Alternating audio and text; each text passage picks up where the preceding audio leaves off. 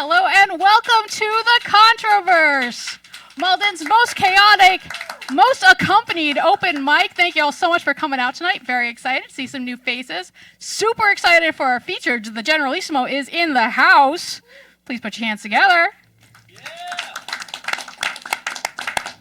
We're going to have a couple folks on the open mic first, and then we will move on to our feature. But first off, please, a very warm welcome to the man who had to do so much today. Please give it up for Jeff Taylor.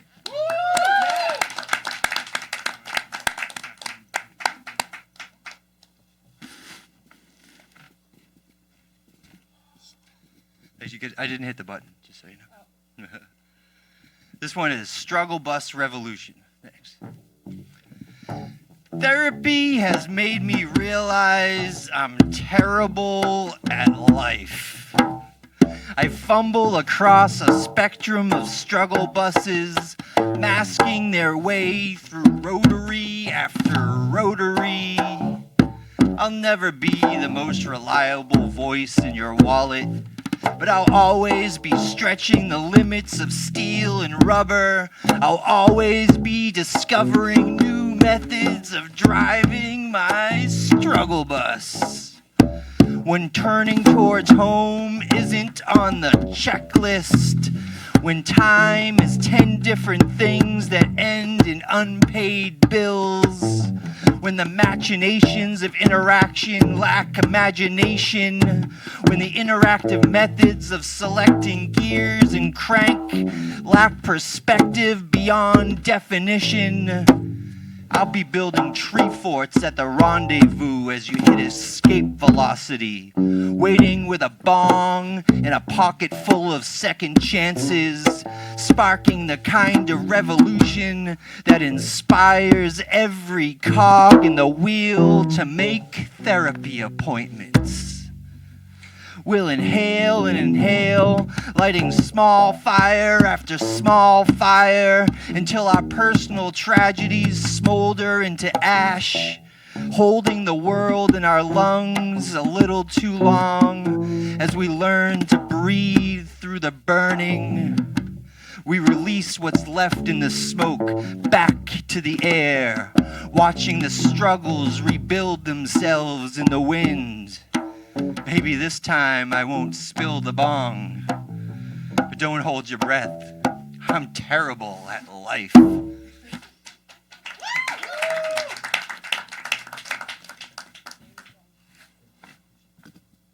Thank you, Jeff. And as you may have noticed, we have a second accompanist tonight. Please, everybody, please put your hands together for Steve and Asaro for coming out tonight. Normally, this will be the point where I introduce Chris Hickey, who is often in the booth. Unfortunately, he is out sick tonight. Boo. Anyway, we hope he gets better soon. So instead, I'm going to ask Decker to come on up here and give us something. All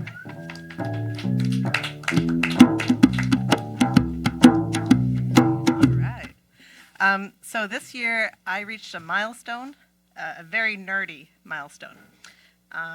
And I wrote a poem prior to that and a poem after. I want you to guess what milestone I hit. So this is titled, Nobody Cares for the Computer with Feelings. Nobody cares for the computer with feelings, even Minnie Driver with her honey voice and humanitarian heart. Don't give a fuck.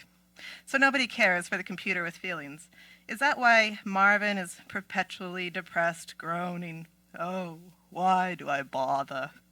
Because nobody cares for the robot with feelings, not even if they're genuine. I will be 42 this year.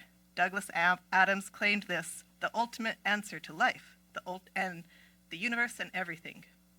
But how do you get there when 6 times 9 is 44? Most days I feel like a personality prototype, a slow processing supercomputer in perpetual deep thoughts. All this time waiting for the number to churn, staying vigilant for what feels like 7.5 million years. The meaning of everything nearly at my fingertips.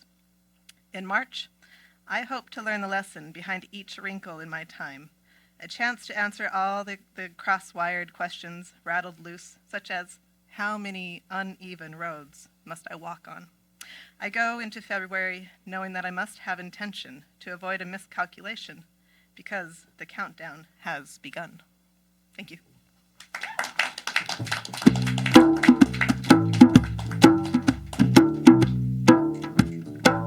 Thank you, Decker. Now, next up, we have somebody who jumped in at the last minute to help with the cameras because we are so short-staffed. Hannibal, I see you over there. You ready to read something? All right, come on up here. Everybody put your hands together.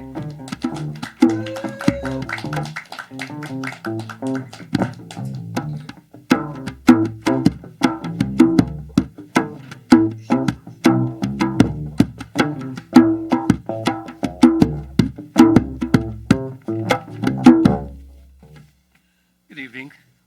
Thanks for allowing me to take these printed things that I throw into these. Sure. Well, thank you. I lived in New Mexico for a number of years. Oh, thank you. And I lived on a ranch as well for a couple of those years. And I noticed something. I used to walk 5 miles sometimes to the main highway in order to get into Santa Fe, New Mexico. And this is what I saw. A coyote. Coyote let me glance into her thoughts. It's hard and smelled. It heard and smelled my approach long before it quietly walked from behind the tall sagebrush. The broad clusters clumped, even taller than a man, amid the hunched cactus trees that dotted the flat land. Her eyes cast downwards, allowing me to gaze in wonder. In the desert, survival hinges on the ability to freeze, allowing the camouflage to do its job.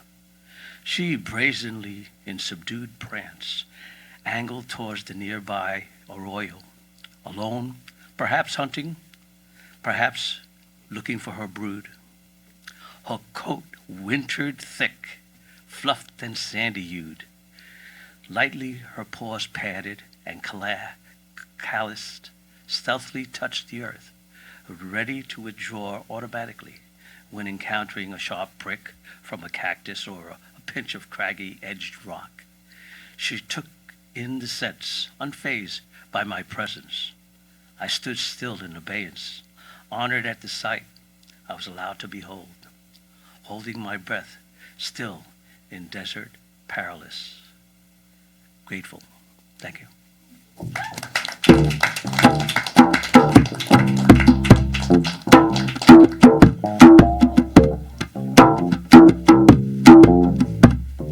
Thank you, Hannibal. Who's excited for our feature tonight? Couple people? Good. Like to hear that. Just so you all know, Bryan Franco is a neurodivergent gay Jewish poet from Brunswick, Maine. He has been published in the U.S., Australia, England, Germany, Holland, India, Ireland, and Scotland. He was the finalist in the 2022 and 2023 finalist in 2022 and winner in 2023 of the NAMI New Jersey Mental Health Poetry Contest, and is a Best of the Net nominee. He's facilitated poetry workshops for Brunswick High School, Tumblewoods Project, and I am not going to be able to pronounce that, man. What'd you do to me? Fantap. Sure. He hosts Cafe Generalissimo. Oaken Mike is a member of the Beardo Bards of the Bardo Poetry Troupe, painter, sculptor, and culinary genius. His book, Everything I Think Is in My Mind, was published in 2021. I am so bad at this, you guys. Please, make up for my mistakes. I mean, very well, more welcome to our feature, Bryan Franco.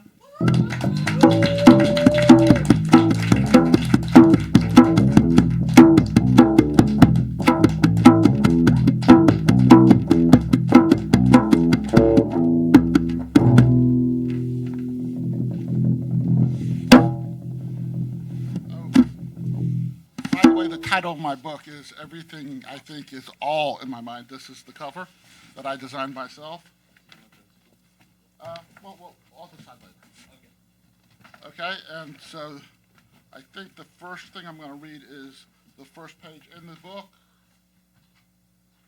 Eat the mic, we can't hear you. The first thing I'm going to read is the first page in my book, Everything I Think Is All in My Mind. It's a slew of haiku. That's 6 haikus. The last 2 have titles. 1, the meaning of life is not about breathing, but deciding to breathe. 2, cynicism is an acquired attitude. No one is born that way. 3, optimism is more than just an idea. It can be mantra. 4, embrace your crazy. Who you are is who you are. You are a human. 5, figurative life vests for sale. When it rains and rains, my mind sends me to places perfect for drowning. And 6, the worms can't do all the work. Teach a man to fish, and he might not have patience to wait for a fish. Those are all haikus. And then here's a few, a few short poems. The art of agreeing to not disagree. I might agree with something I don't fully understand as long as I can understand that what I'm agreeing with isn't disagreeable.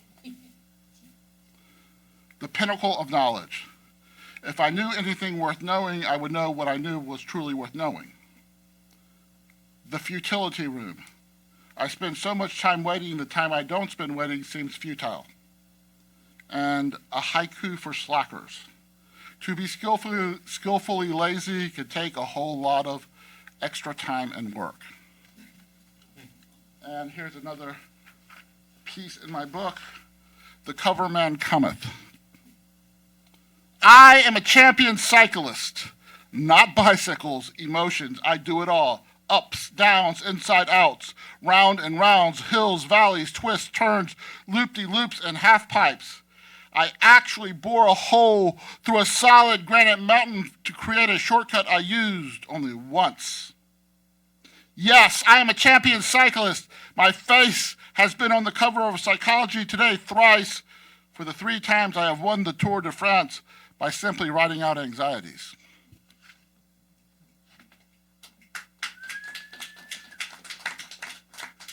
And them who conspire against people with feet. I believe there is a conspiracy afoot between the manufacturers of shoes and the makers of shoelaces.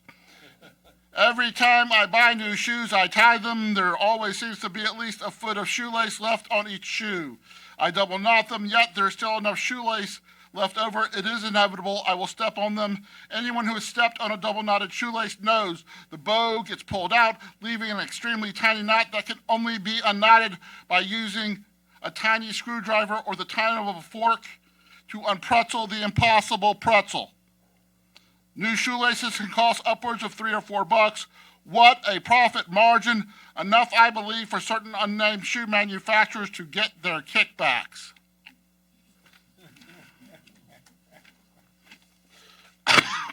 Excuse me.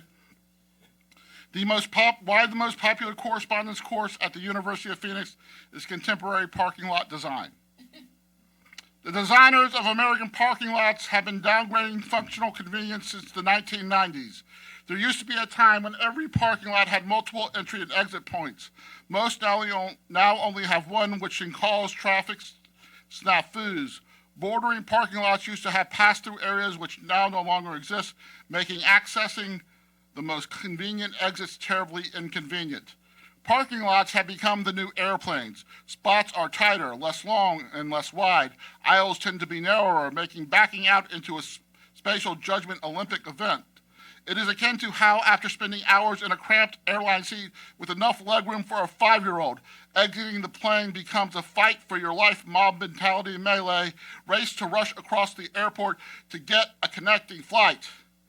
Isn't there an unwritten rule of parking lot etiquette that states when walking through a parking lot, one should not pretend to be an Olympic track star trying to win a gold medal by racing directly behind a backing out 2-ton motorized mechanized melange of metal capable of mangling any human not born on planet Krypton? Likewise, other drivers should not decide they are participating in a demolition derby by putting the pedal to the metal instead of waiting the minute or so it takes for another car whose blind spot they are in to back out. A trip to the grocery store should be about buying food and possibly treating yourself to something unhealthy and delicious instead of being a training course for future stunt drivers. Thank you. Why some people always smell like chicken wings. There's a reason I no longer eat chicken wings in public. I am a superiorly messy eater. Chicken wings are for people who don't require a bib to eat sloppy, saucy food. The same reason I avoid eating chicken wings is the same reason I regret every conversation I have with you. You are not those Japanese chicken wings that magically have no greasy residue. You are not the fried chicken my mom used to bake in the oven with a cornflake crust. You are previously frozen, skin-on, battered wings cooked in a commercial fryer that have to be drip-drained of excess oil before being wrapped in paper towels, before being doused in a sticky sauce that comes in a half-gallon plastic squeeze-top jug made with high fructose corn syrup and at least one artificial color. Like chicken wings, a conversation with you makes me feel like I need to call in a hazmat team to give me a shower like they make people who get exposed to nuclear waste take. You should watch the Oscar-winning film Silkwood with Meryl Streep and Cher to understand how people feel when exposed to your unique brand of one-upmanship that forms an oil slick rife with gaslighting, fake smiles, and know-it-all-ism. By the way, you're welcome. Why my expose on the chocolate chip industrial complex was nominated for a Pulitzer. How did chocolate chips find their way into everything under the sun? A 1940s cookbook from the Toll House Inn tells the story of how chocolate chips were leftover bits of chocolate that were added to a cookie recipe as a gaff. The chips half melted into the cookies and created a culinary craze. I wholeheartedly disagree with the ubiquity chocolate chips have achieved in the American food lexicon. 1, chocolate chips and chocolate chunks and brownies are overkill. 2, to sprinkle chocolate chips into icing or frosting on a cake or as an ice cream topping is not a good thing, Martha. 3, on that note, I am not a fan of chocolate chips and ice cream. I prefer my mint chocolate chip ice cream without chocolate chips. 4, I should write a dissertation about why chocolate chips do not belong in cannoli. They just don't. A little bit of dried fruit sparsely dispersed in the a little bit of dried fruit sparsely dispersed in the ricotta filling is classic stuff, but chocolate chips make an American mockery of an Italian classic. 5, chocolate chips have no place inside pancakes or waffles. Chocolate chips do not belong in my breakfast, period! Exclamation point. We're gonna find you later. They do make a damn good cookie, but I prefer oatmeal raisin.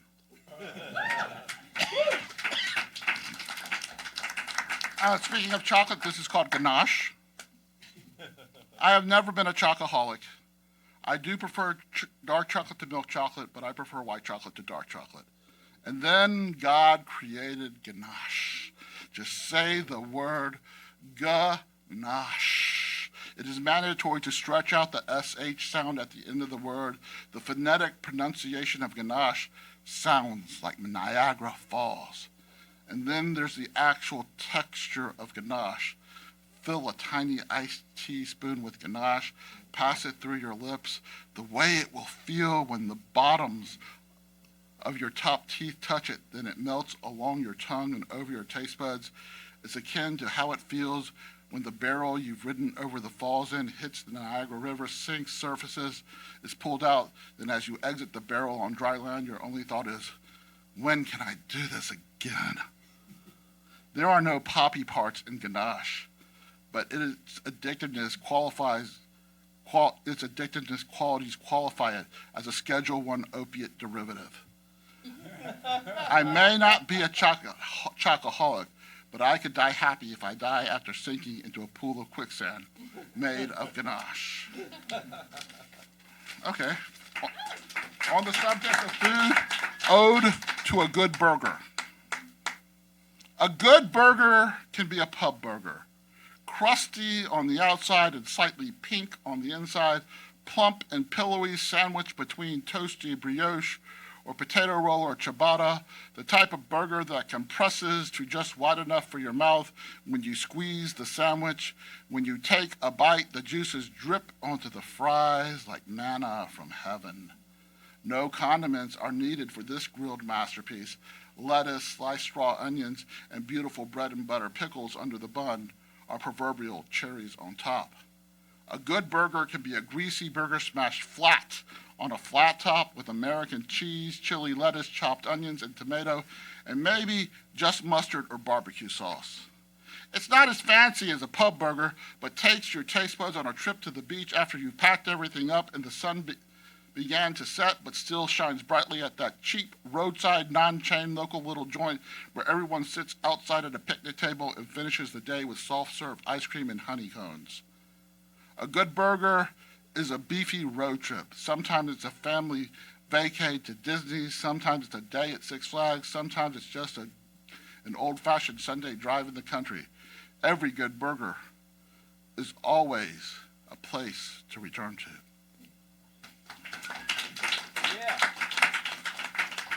Okay, this is also from my book, Why Wonder Bread is the true eighth wonder of this wondrous world. I am not Spider-Man, but I have climbed God only knows how many walls in my lifetime. My fingertips are so cut and calloused they barely have fingerprints, but they are addicted to walls. And when I get to the top of a wall, I turn into Humpty Dumpty. And as I sit atop the wall narrows and narrows, and I have a great fall, but all the king's horses and all the king's men do not exist in my world, and it never fails to be one of those so hot you can fry an egg days, and when I hit the ground, my shell breaks perfectly in half, and I turn into a perfect sunny-side-up egg. The person who discovers me calls the Guinness Book of World Records, who fly down in their corporate Concorde jet, then measure my diameter and proclaim me to be the largest sunny-side-up egg ever. And since no one knows I was the egg, the person who discovers me gets a photo on the cover of the New York Post breaking my yellow with a slice of burnt toast. If I should ever climb a wall, have a great fall, and land sunny-side up, I hope whoever discovers me calls Ripley Believe It or Not. They too have a corporate Concorde, but they always travel with at least a case of Wonder Bread because Wonder Bread makes the most wonderful toast. Well, my Uncle Sam was a very interesting individual. Why Samuel Harris Papalanus sentenced several woodpeckers to death by guillotine. My Uncle Sam's yard existed in the Tucson desert. One of his neighbors had a burro that often hollered for no reason at all. Uncle Sam claimed it was the reincarnation of Minnie Pearl. Bobcats and roadrunners were visible through the sliding glass door past the stone-tiled patio from his tastefully furnished mid-century modern den. Bare mesquite trees looked like a living driftwood art installation. The proud saguaro cacti resembled an Alvin Ailey troupe in mid-dance. When woodpeckers arise as if they were hired by Hitchcock to peck the saguaros down to their skeletons, Uncle Sam called them cactus murderers and said they deserved the guillotine. That's a true story. The time I was too tired to yelp at the top of my lungs. Earlier this week, I went to Target to see my drug dealer to claim my monthly bevy of doctor-prescribed chemicals. I waited over 15 minutes despite the fact that the pharmacy was fully staffed. There were 3 pharmacists and a technician in the back area, while one solitary soul was up front tending to customers, hopscotching between 3 registers, grabbing scripts and running credit cards like it was an Olympic event. When I finally received my drugs and paid, I wanted to give her a Medal of Valor. Before I exited the store, I begrudgingly decided to overpay for Starbucks. I ordered a cold brew with macadamia white chocolate cream, which is featured on a sandwich board at the rope line entrance. The photo showed a cup of ice topped with a layer of a creamy substance bleeding into the coffee bean brown cold brew coffee. The cashier told me to stir it when I got it, but when I got it, the teenager who made it put the creamy stuff on the bottom of the cup, denying me the visual stimulation promised by the photo. It stirred up nice and fine, and it was overly sweet as expected, but I tasted neither macadamia flavoring nor white chocolate, which made the experience very disappointing. I wanted to mail Karen my order and ask for one with the cream on top, but I knew the do-over might also be accompanied with some well-deserved saliva.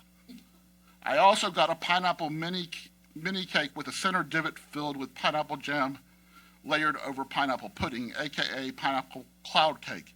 It tasted artificial like a stale Jolly Rancher and was not as fluffy as a cloud as was advertised on the sandwich board with the new coffee drink. I guess in the end, I was an emotionally exhausted consumer who consumed a less than stellar caffeinated beverage, an underwhelming baked good who decided to not write a scathing Yelp review. Thank you. Okay. A come hither transformation. While sitting at a counter waiting for Redneck Eggs Benedict, I felt as if the world was closing in on me. It was as if I was in that trash compactor dumpster in Star Wars, which is an inaccurate analogy. It was more like I was in a dream, walking around punch-drunk dizzy for no reason at all. I didn't intend to stop at the diner on the way to my Target pharmacist drug dealer to pick up my bevy of doctor-prescribed chemicals, but it had just started sprinkling, and when I flipped on the wipers, after a few back and forths across the windshield, I saw the copper kettle Donner sign sticking out into the atmosphere like a solid gold hand wiggling its index finger for me to come hither for some coffee and comfort food. I took a hard right into the parking lot where there was one close enough spot adjacent to the tire place next door. I put on my hat and went inside to find one open seat at the counter. The waitress, who was multitasking between patrons with the agility of an Olympic slalom skier, stopped to take my order and put a disposable placemat with a word-find puzzle, napkin, and silverware in front of me, and then said, "It looks like you could use a nice iced coffee." When they know what your beverage will be by reading how your forehead wrinkles are wrinkling, the world can feel like a worthwhile place. While waiting for food and coffee, I thought about all the pills I take every day and felt the world closing in on me. The sound of kitchen noises accompanied by patrons conversing and plates hitting the counter, followed by the tall plastic tumbler filled with ice and coffee placed over the top left corner of the placemat, sounded like an orchestral overture before a Tony Award-winning Broadway play. And that first sip of ice-cold coffee rolling down my throat transformed a rainy Maine Sunday into sunshine and 2 fluffy biscuits with sausage gravy topped with 2 perfectly poached eggs. Okay. Yeah, I'm going to do 2 more, and I'm going to find these 2 at the end. Hold on. I can't do that. Here we go. This is called "The Most Important Strings Are Born from Hearts." As a young ukulele, I believed I could grow up to be a 12-string classical guitar. I longed to be played in the courtyard at the Guggenheim in Bilbao, Spain. As a teenager, I decided I could be a 6-stringer owned by a folk singer who dabbled in the blues.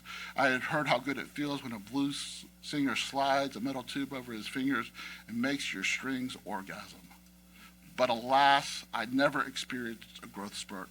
My owner, who only played me for his family in Hawaii, gave me to his surfer son, who took me with him as he surfed his way around the globe.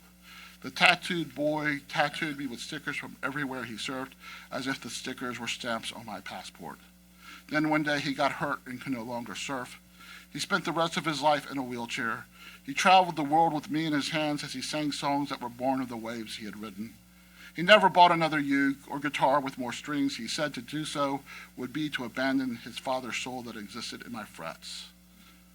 Though he fell in love more than once, he never married. He believed his mission in life was to spread the love and humanity he inherited from his father. When I was a boy, I was a gift to a teenage boy who listened to folk and blues and Spanish classical guitar music.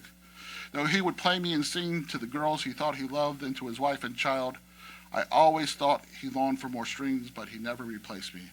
And when he taught his boy to play me, he said I was his prized possession and told his boy to never take me for granted. And while I traveled the world with him, he often talked to me as if I were his father. He cried over many broken hearts while strumming me. He never took me for granted, just like his dad never did. And now I live in a glass case in the Smithsonian, having lived a truly wonderful life, and happy to have known I never needed more strings to make beautiful music. And thank you. The final poem is the one that won the NAMI, New Jersey Mental Health Poetry Contest last year. It's called "I Never Thought I Could Ever Be a Cartographer." The meaning, it's a form poem that I invented where I sandwich a long poem between a haiku, and the haiku changes its meaning at the end of the poem. So, which is called what is it called? I forgot what it's called now. No. It's called a sloppy Poe, like a sloppy Joe. So, yeah, I'm sorry. I never thought I could ever be a cartographer. The meaning of life is not about breathing, but deciding to breathe. Imagine if there were a map a person could follow to achieve joy. Being a human being is about breathing, is about waking up every day, is about putting feet on the floor and getting out of bed, is about living life, is about deciding to do all of the above. Some days I wake to birdsong outside my bedroom window, to sunshine peeking through the blinds, but there are days I wake to rain that tap dances across the roof as if it were my destiny, to rain that feels destined to flood my day. Those days are days I need to slip on boxing gloves or brass knuckles to fight for the right to put my feet on the floor, the right to get out of bed, the right to live life. Those are the days when turning the knob on the shower feels like pushing a Sisyphus boulder, but the second the water sprays from the shower head, the steam rises against my face, the torrent touches my back, the boulder shrinks to the most minuscule pebble and washes down the drain into oblivion. I put loose Kashmiri green tea, allspice, cardamom, mace, and white peppercorns in a drawstring tea bag, then steep it in boiled water. I drizzle coconut milk into the tea to create a chai that tastes like hope. Joy is achieved. Sometimes I listen to sad songs or watch a tearjerker till tears turn to laughter. Sometimes I go to a diner and sit at the counter to breathe in the sound of people. Sometimes I go to a museum to sit on a bench and stare at a painting in silence. Colors and brushstrokes sound like jazz. Music I close my eyes to listen to. I am in a trance. I am levitating. Joy is achieved. I am charting a new map to find joy every day I wake and decide to live life.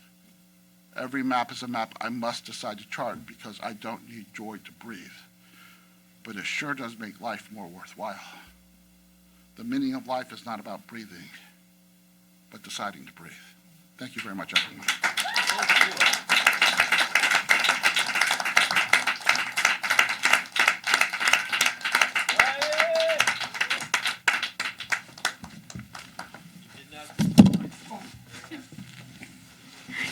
Thank you so much. Everybody, please put your hands together again for Bryan Franco. Buy his book. Check out his stuff. It's amazing.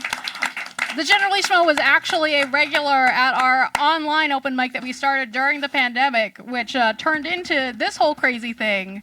So it's really exciting to have you here. Really glad that you all got to hear him. We're going into the regular open mic. As a reminder, open mics here, we have multiple rounds. You can do one piece per round up to 3 minutes. And the person that I have coming up next, sorry, you have to follow the feature. It's Shane.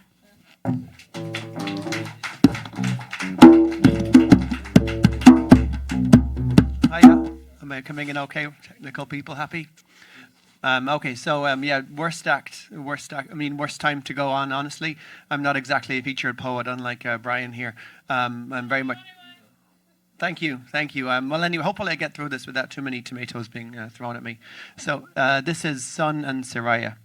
Jonathan has been trekking for so long, clutching a rose for dear life, day by day, up and up, on and on, never ending, leaving with a hero soul, say farewell, snacking, sipping, frying, all day, all night. Should he settle? Should he go on? With whom? He ventures, he strives, with a shirt and a sigh. Persistent, some faith, we're here every day. With you amongst them, care for, yearn for, pray. His aching souls, don't be late, bring a dish. Hear from me, my sunflowers have bloomed. Thank you.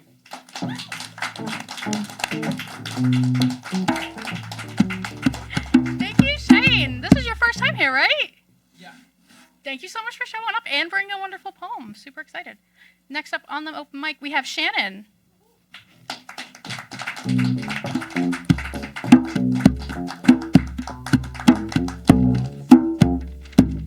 Hello. Closer? Is that good? Okay. This poem is called COVID Dollar. During the depths of COVID in January of 21, I was in the train station. I looked down. A dollar graced the dirty floor.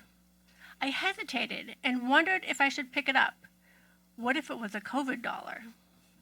COVID could be anywhere, especially in drop dollar bills in the train station. I thought about it for a long 3 seconds before another woman snatched it. I hesitated and the dollar was gone. I told myself it wasn't worth it, that a dollar couldn't buy much, not a cup of coffee or a trip to Hawaii. If the other woman was desperate, risking COVID by picking up a stray dollar, she was braver than me. Is that privilege? Some people would risk death for a free dollar, but not me. I think it was because I had money in the bank and a job with benefits, but not one that paid all the bills. I could have put that dollar toward a cup of coffee or a trip to Hawaii. I hesitated because I imagined risk. After the incident and the loss of the dollar, I got on the train and went to my job at the hospital, where people were dying from the pandemic, imagining lost chances, envisioning a cup of coffee or a trip to Hawaii that would never happen. Thank you.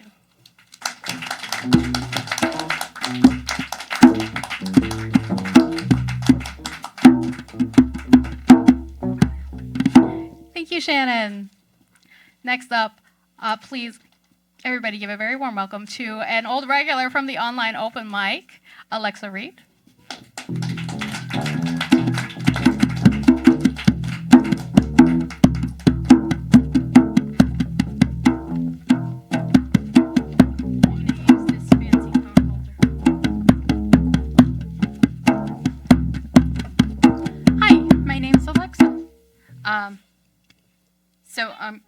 This is a Golden Shovel poem. Terrence Hayes wrote a poem called The Golden Shovel, in which every line ends with a quote from Gwendolyn Brooks's poem, We Real Cool. And that was so awesome that it became a new poem form called Golden Shovel, because poets are creative like that. So this is a Golden Shovel based on a quote from Mae West, a writer and actress from the 1920s who might be the entire reason we have motion picture standards. Her quote was, "Every man I meet wants to protect me. I can't figure out what from." Every Man, a Golden Shovel poem after Mae West and Terrence Hayes. Sometimes I just need to complain, but every time I'm talking to a white man, one of them will say, #NotAllMen, and I need to take a breath before I can meet their eyes. I know he wants a debate, but I need to concentrate on how to protect the fragile, sensitive parts of me. My humanity exists in a softness that I don't want to sacrifice, but I can't get him to understand hyperbole as a figure of protest unless I venture out into the darkness of what I have been running from.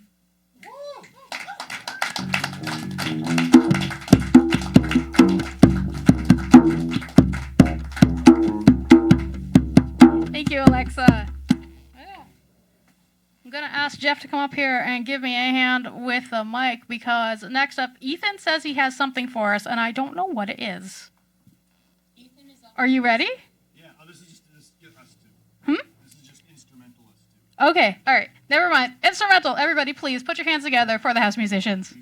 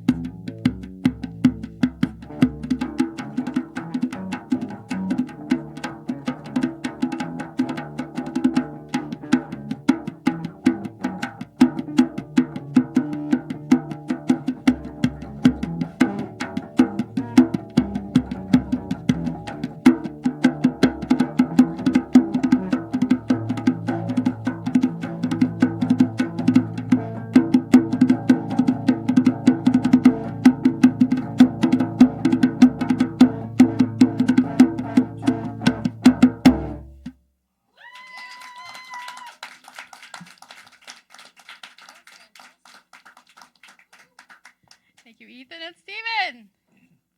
Okay, next up, I want you to give a really warm welcome to Anne. She makes sure that we do not screw this up. She's been helping with the cameras all day. She also puts up with all of our nonsense here at UMA. Please, very warm welcome to Anne.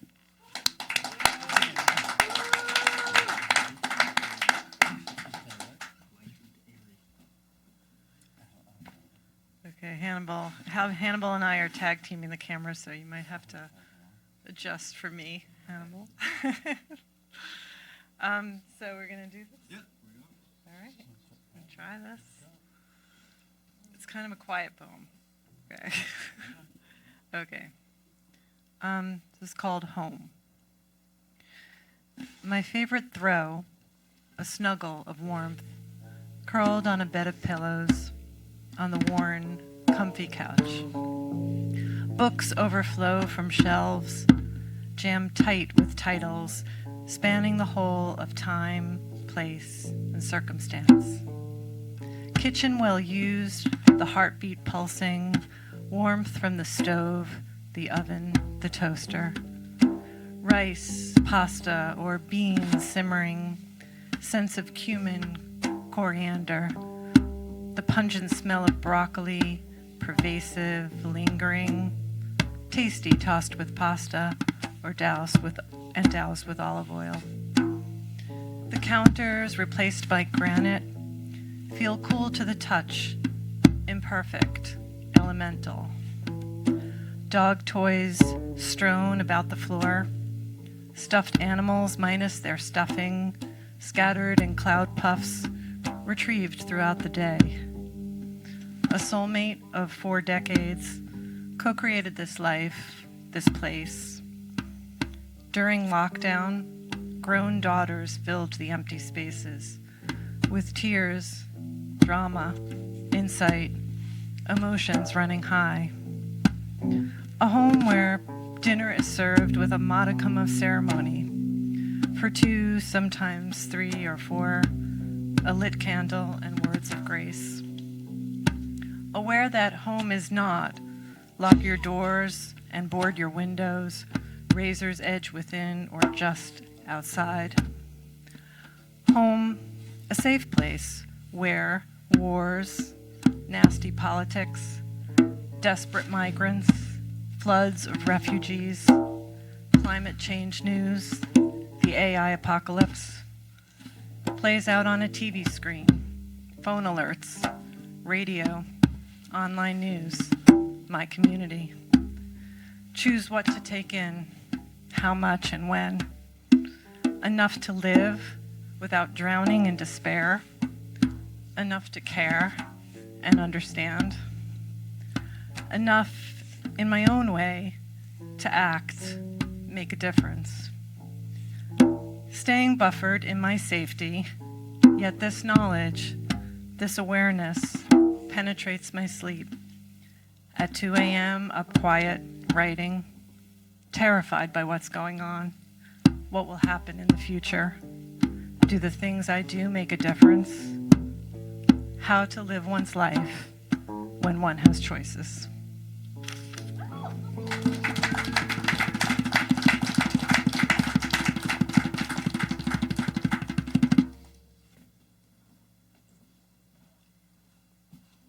Thank you so much, Anne. That was beautiful. And if y'all want to ever talk with Ethan at the beginning of the show while we are getting ready and arrange to have some accompaniment, anybody is welcome to.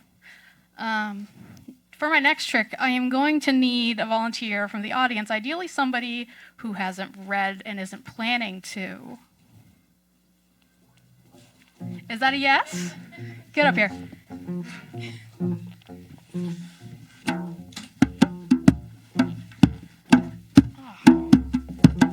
So, I don't know how many of you know this, but Elon Musk decided he wants to join us. So there was this really awful poem, and I'm going to make this poor man here read it to you, and then I'm going to do a response. Sound good? Yeah. Sorry for my chicken scratch. Signed up. I mean, I think you should have said he was going to be Elon before you signed him up for this. Yeah, that's not a bad plan. That's brutal. All right. Untitled tweet by Elon Musk. Atheism left an empty space. Secular religion took its place. But left people in despair. Childless hedonism sans care. Maybe religion's not so bad to keep you from being sad.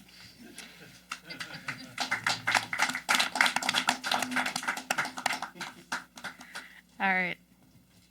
That's a real thing. This really happened, just so you know. I don't make this stuff up. Thank you for being a good sport. This is a response to untitled tweet by Elon Musk. You need to say these words aloud. Play the sounds in your mouth. Feel out what is awkward and clumsy. Hear while you stumble. Fix where you fall. It's possible for prose and verse to move naturally through the vessel and into the ear. As you sit down humbly, examining every word you put down, the flaws will begin to spring out. A bad feeling, an ick you have to sit with till you learn to wield scalpel, cutting out your rotten bits, at least the rotten bits that made it onto the page. You will find that they are where you tried to force a rhyme, cut too short optically on the line. All that we are looking for is a bit of intention, an acknowledgement of meter. Nobody is asking you to imitate Shakespeare. And I just can't help but think if you use women for something other than fulfilling your breeding kink, your myriad transactional relations would have already resulted in this revelation. Bodies are not meant to be stiff. Words are not meant to be stilted. You need to breathe, to loosen your motion, seek flow in your speech, unstick your death grip on the world and everyone in it. Let go your pathological hunger for control. Permit softness in your person. Stop trying to be the greatest thing anyone in the world has ever seen. Or, at the very least, learn to wait quietly in line for the guillotine.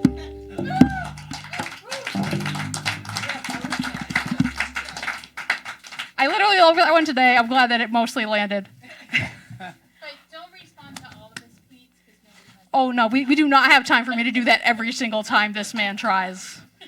All right, we are going to start round two. If everybody could give me a quick hand if you have something ready for round two. He was on there forever. All right, everybody, we're going to welcome back to the stage Jeff Taylor.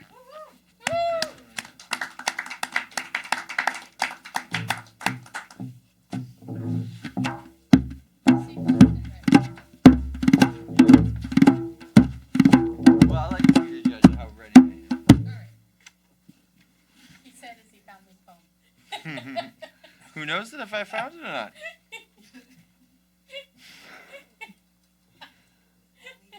Okay, here we go. My cat says voting is a sucker's game.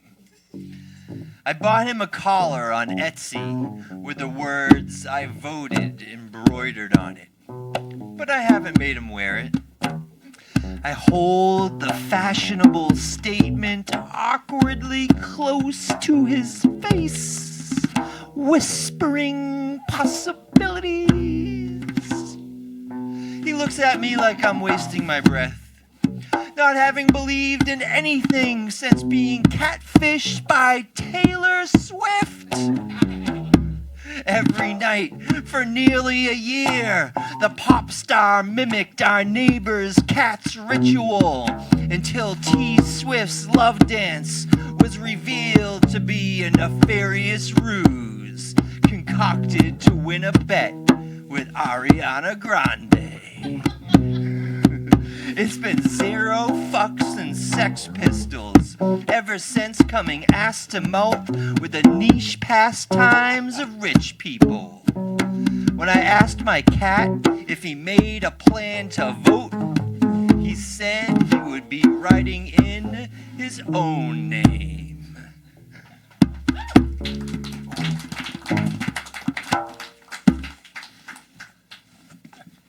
Thank you, Jeff. Decker, are you ready to hop on up here? So I'll give it up for Decker for round two.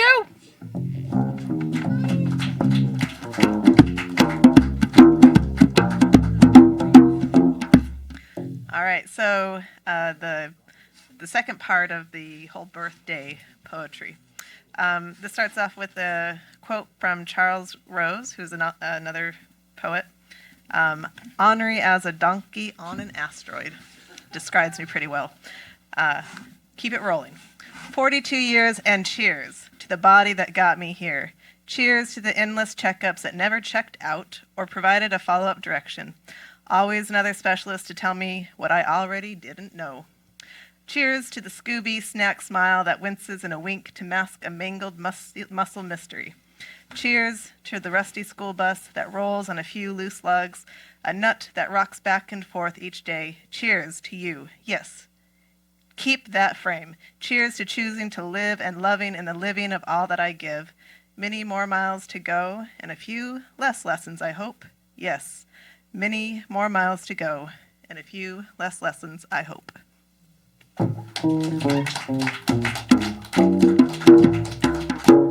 Thank you, Decker. Now, I gotta ask, Hannibal, are you ready to hop off of that camera and come up here for round 2, or do you need a sec? You ready? All right, make sure you take off the headset. Everybody, please put your hands together for Hannibal.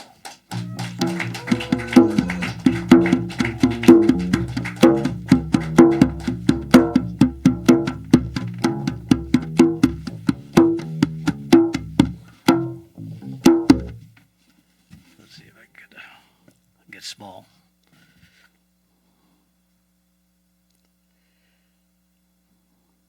I promised I'd be ready.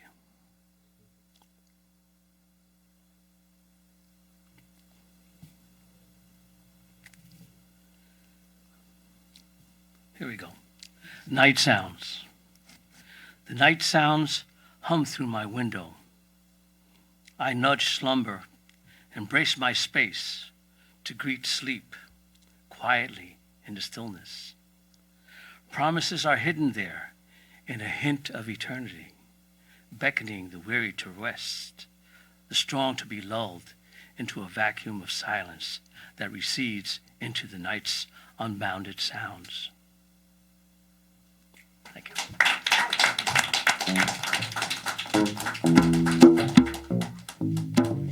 Short and sweet, just the way we like it. Alexa, are you ready for round 2? I'm going to pull over this thing and help you out.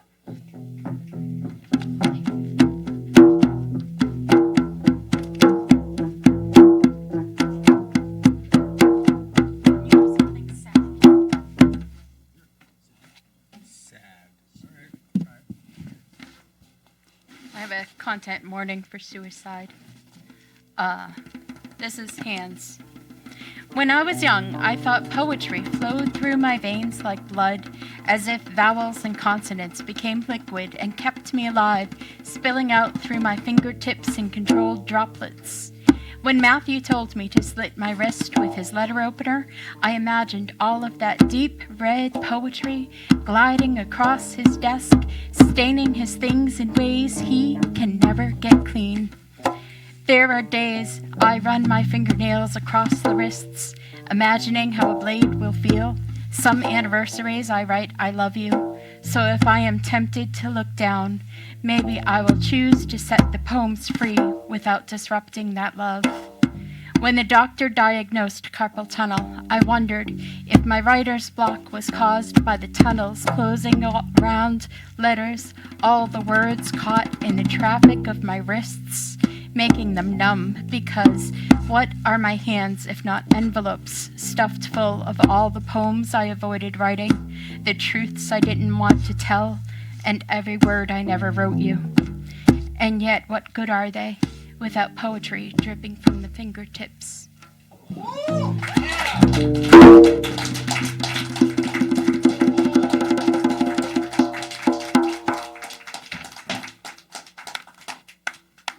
Thank you, Alexa. At the risk of pissing off the booth, do you guys want one more piece? It's new. Yeah, we do. All right. If I get yelled at later, I'm blaming the audience. This is titled Listen, Kid. I just want you to know that everyone who looks like they have their shit together now was once making very similar mistakes to you. And everyone spends longer than you think faking it, and nobody springs forth fully formed from the firmament.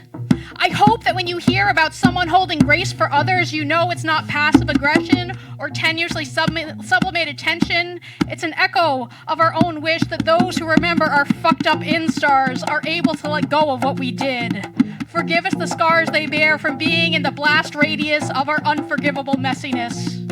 I'm not trying to condone whatever mistake it is you're making, whether it's risk aversion causing you to hole up, dodge growing up, wasting time made for working out who you are and who you want to be, or whether you have taken too readily to saying yes to every ideology that crosses your path, falling into sinkholes and cesspools, feeding the parts of you that remember only blood and teeth and suspicion for the other. I just want you to know that in every single hole, yes, even where you are now, yes, even the worst place that you can see from your precarious cliffside precipice, yes, no matter what the question, yes, there too, there exists a pathway, poorly maintained, trail blazed with blood and vulnerability, shredded uniforms and abandoned badges, petroglyph graffiti reading only, I was here and you don't have to be.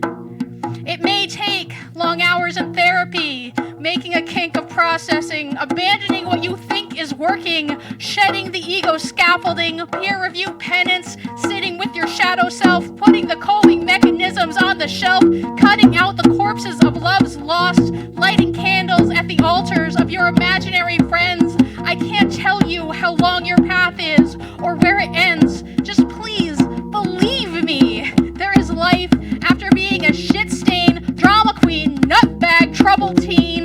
The seed of your best self is already inside the heart you think you have to hide. And seeds are a potent form of life. They wait until the time is right to water, soil, heat, and life, sing a song of soul spring, and you begin to click with everything. Effort and experience building sticks into a ladder, endosperm to sprout, pin feathers busting out. Someday you will fly and hiss, elegant and self-reliant, loved and lovely, bone-spurred and knock-kneed. You will learn to forgive yourself for being ugly.